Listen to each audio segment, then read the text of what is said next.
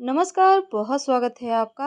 आप देख रहे हैं गणपति धर्मा सम्मान। वृषभ राशि, न्याय के देव शनिदेव, सोने के पाए में आपकी किस्मत चमकाने वाले हैं। तो वृषभ राशि वालों, शनिदेव का गोचर 29 मार्च 2025 को मीन राशि में शुरू होगा और यह जो गोचर है 23 फरवरी 2028 तक चलेगी।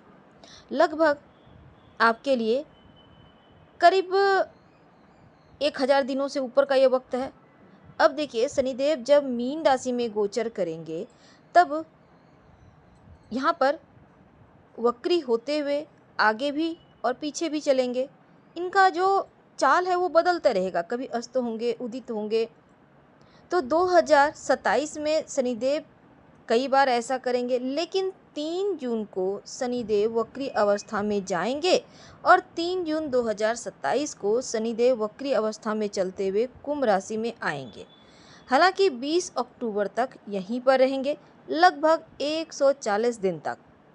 चूँकि हम बात कर रहे हैं 2025 की, तो मीन राशि में जैसे ही शनिदेव की एंट्री होगी, शनिदेव वक्री अवस्था में चलते हुए कुंभ राशि में आएंगे और यहाँ पर लगभग 921 दिनों तक रहेंगे। तो जब शनि का गोचर मीन का होगा, शनिदेव कुंभ राशि में बाकी समय के लिए होंगे, तो लगभग 921 दिन के दौरान वृषभ राशि वालों आपके लिए सोने का पाए बनता है। सोने के पाए पे शनिदेव रहेंगे, तो आपके लिए शनिदेव जो हैं वो 11वें भाव में गोचर करेंगे। अब ये गोचर आपके लिए अच्छा है, लेकिन शनि का जो फल है वो एक नहीं बल्कि 3 तरीके से मिलता है। उनकी दृष्टि का भी फल मिलता है। तो शनिदेव जो हैं, अगर हम ज्योतिष की माने तो शनिदेव की ढैया या साढ़े साती आपके ऊपर बिल्कुल भी नहीं चल रही और ये प्रेडिक्शन चंद्र राशि पर आधारित है। अब देखिए, चंद्रमा से चौथे चल रहे हो तो ढैया होती है, आपको तो पता है। चतुर्थ घर में और अष्टम घर में ढैया की स्थिति बनती है। ये तरीका है देखने का कि आपके ऊपर ढैया चल रहा है कि नहीं। अब देखिए, अगर दूसरा, जैसे कि आपके लिए कहा जाता है कि शनिदेव का मीन राशि में शनिदेव का गोचर होना ज़्यादा अच्छा फल देता है, भले ही आप पर ढैया चले या साढ़े साती चले। हालांकि वृषभ वालों पे नहीं चलेगी। अब यहाँ पर देखिए, दूसरा ये है कि शनिदेव का जो पाया है ना, उस अनुसार फल मिलता है। तो वृषभ वालों के लिए 921 दिन का जो वक्त है शनिदेव का, जब वो गोचर करेंगे, तो यहाँ पर 29 मार्च 2025 के बाद शनिदेव मीन राशि में होंगे और मीन राशि में आने से वृषभ वालों आपके 11वें घर में आएंगे। अब शनिदेव सोने के पाए पर चले जाएंगे और सोने के पाए का फल कैसा होता है वृषभ वालों के लिए, आज हम यही जानेंगे। देखिए, शनिदेव जिस भाव में बैठते हैं उस भाव को एक्टिव कर देते हैं, मजबूत कर देते हैं, लेकिन उनकी दृष्टि जहाँ पड़ती है उस भाव का थोड़ा सत्यानाश करते हैं। तब वृषभ राशि की जो आपके, अगर हम गोचर की माने तो शनि का गोचर 11वें भाव में है और यहाँ पर शनिदेव 11वें भाव में जब आते हैं तब अच्छा फल देंगे। अब वृषभ राशि एक ऐसी राशि है जहाँ पर शनिदेव योग कारक ग्रह हैं, यानी वृषभ राशि के लाइफ में लगभग सब कुछ शनिदेव पर ही डिपेंड करता है। वो कितना खाएंगे, कितना कमाएंगे, क्या पहनेंगे, कितनी सुख मिलेगा, सब कुछ शनिदेव। अगर शनि जरा भी गड़बड़ हो जाए तो वृषभ वालों का लाइफ बर्बाद। तो यहाँ पर शनिदेव आपके 10वें घर के स्वामी हैं और 11वें घर में आएंगे। अब भाग्य स्थान के भी स्वामी हैं और 10वें भाव के भी स्वामी हैं। तो भाग्य स्थान में शनि की मकर राशि आती है और कर्म स्थान में शनि की जो कुंभ राशि। अब शनि यहाँ पर योग कारक त्रिकोण भाव का स्वामी है, केंद्र का स्वामी है, योग कारक फल करते हैं। तो शनि की महादशा में, हालांकि अगर आपकी कुंडली में चल रही है तो बढ़िया रिजल्ट मिलेंगे, लेकिन भाग्य का स्थान, कर्म का स्थान, आय का स्थान, ये तीनों का फल आपके लिए जरूर करेंगे। तो सबसे पहले समझते हैं भाग्य स्थान के बारे में। 921 दिनों के दौरान आपको सफलता मिलेगी। क्योंकि शनिदेव आपके लिए भाग्य आपका साथ दिलवाएंगे। भाग्य का जो काम अभी 2-3 साल में जो रुका हुआ था, वो वृषभ वालों के लिए उसका फल मिलना शुरू होगा 29 मार्च 2025 से। उसका फल शनिदेव देना शुरू करेंगे। अभी तक जो आपने स्ट्रगल किया, आपने मेहनत की, उसका रिजल्ट अब देंगे। अब देखिए, कोई भी आप प्रोजेक्ट आगे बढ़ाना चाहते हैं या आप सक्सेस आपको नहीं मिल पा रही थी, लाख प्रयास के बाद भी, मेहनत के बाद भी, तो यहाँ पर मिलेंगे। और इस समय टीम वर्क अगर करते हैं तो ज़्यादा अच्छा रहेगा। 29 मार्च 2025 को वृषभ राशि के लिए थोड़ी संघर्ष, स्ट्रगल कम होगा। मेंटल रूप से स्वस्थ रहेंगे।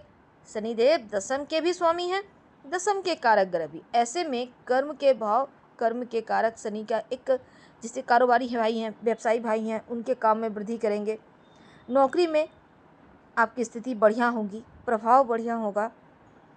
और 11वां भाव जो आय का भाव है, इच्छाओं का भाव है, आप जितना तरक्की करते हैं उसका भाव है। और शनिदेव यहाँ जब खुद बैठेंगे तो आप समझ सकते हैं कि कितनी तरक्की होगी, क्योंकि जिस भाव में बैठते हैं उस भाव संबंधी फल को कई गुना बढ़ा देते हैं, पॉजिटिव मजबूती देते हैं। और आपकी मान सम्मान तो बढ़ेगा, सामाजिक प्रतिष्ठा भी बढ़ेगा, क्योंकि ये भाव सामाजिक प्रतिष्ठा का भी है।